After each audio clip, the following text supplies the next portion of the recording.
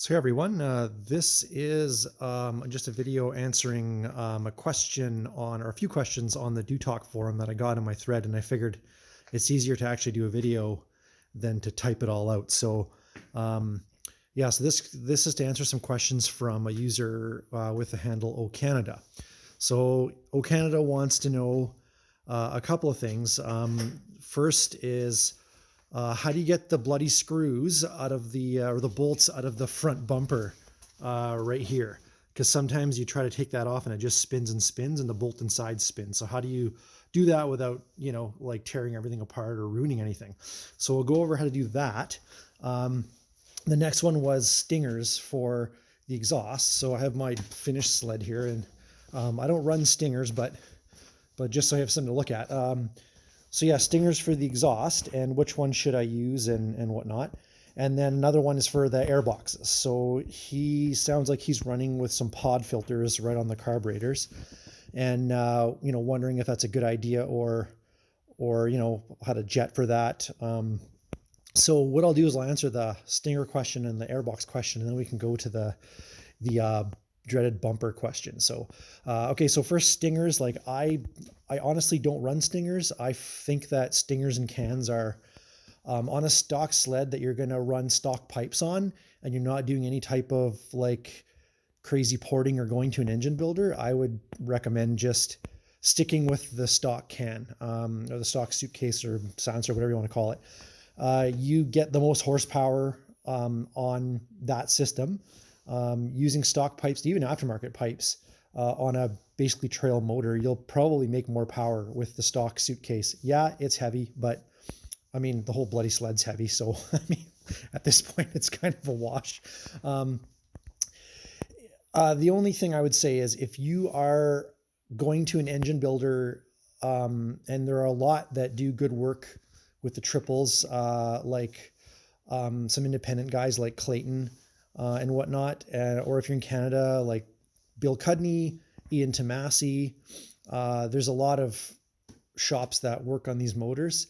In the United States, you can go to the Sea-Doo Clinic and Sledhead Racing, and I'm sure there's just like a bunch more, like RK Tech. Basically, if you're going to be building up an engine, do what your engine builder says. If he or she says to run certain pipes and certain stingers with their engine package, then do that. If they have a stock package, just for noise and whatnot, you might want to think about that because they're getting tight with regulations. However, on a stock motor, stingers you're paying $300 to make noise. That's basically all it is, and you're probably losing a couple of horsepower. Nothing crazy, but you're paying money to make more noise and lose horsepower. So yeah, that's my take on them, but it's your sled. You do whatever the heck you want. And in the thread, you put a link to some crank shop stingers for DSA chassis triples. Those will work fine with your stock pipes and whatnot. And if you're going to go aftermarket, they work well with the crank shop pipes as well. So yeah, that's my take on the stingers. Now you can get them from Dynoport Crank Shop. MBRP makes like a single can. So there's a whole bunch of options. As long as you get the one for the DSA chassis for triples, you're pretty much okay.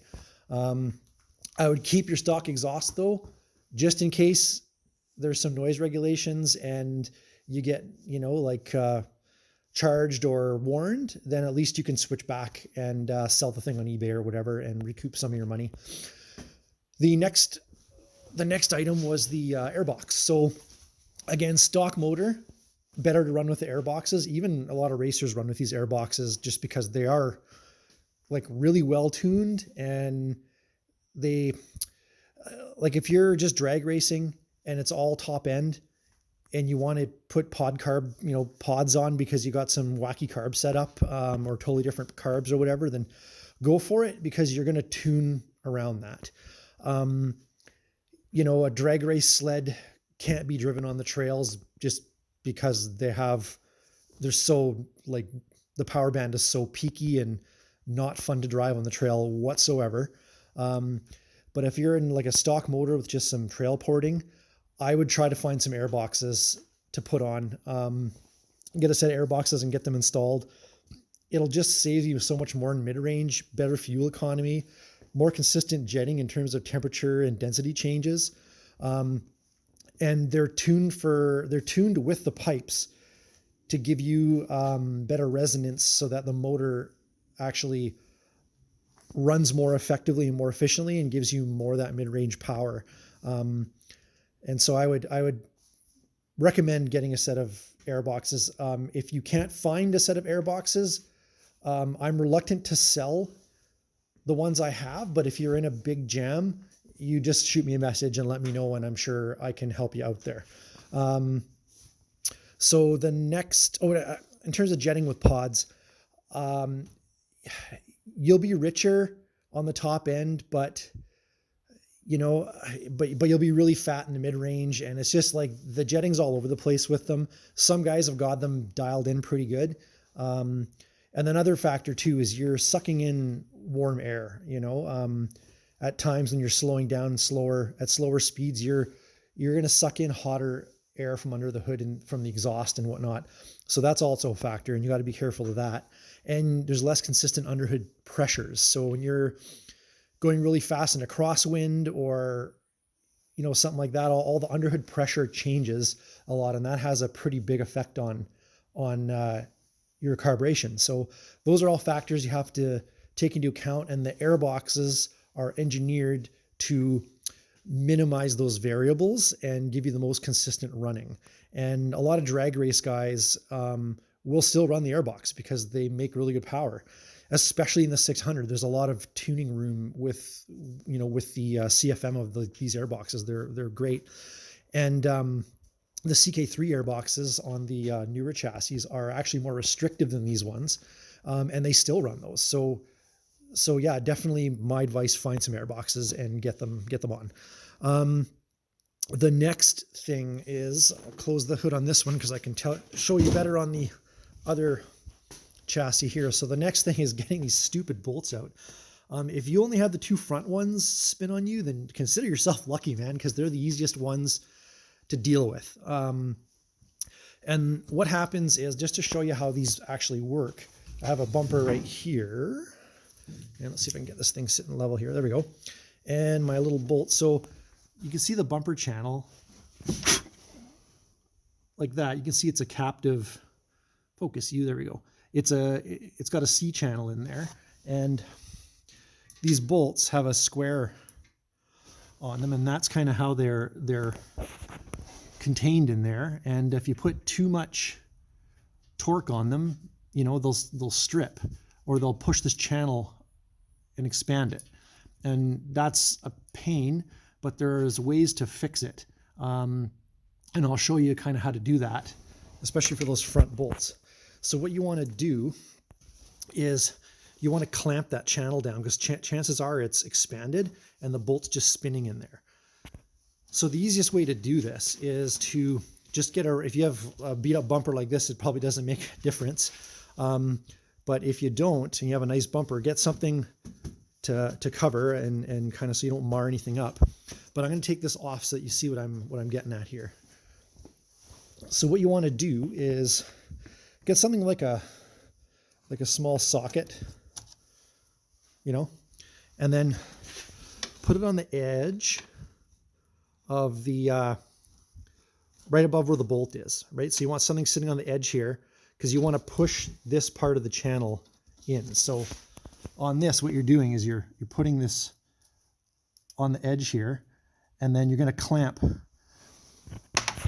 You're essentially going to put clamping force here and here, and you're going to push this channel together so that it captures that bolt, and you're able to undo it with a ratchet. So you can put a piece of wood, you can put a old drill bit that you cut, whatever, as long as it brings you above the top of the bumper so you don't squish that bumper. And then just put a C-clamp, like a big C-clamp on the bottom here of the bumper, and then pushing down on that socket or that piece of wood and clamp it down really tight.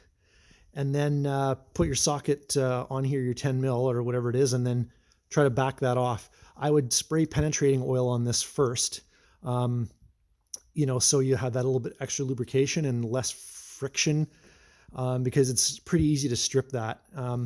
When you have the bumper off, it's a good idea to go through and make sure, like I use a dead blow hammer with some punches and a die on the bottom, and hammer this thing all down so it's nice and tight all the way across. That's what I did with that bumper there.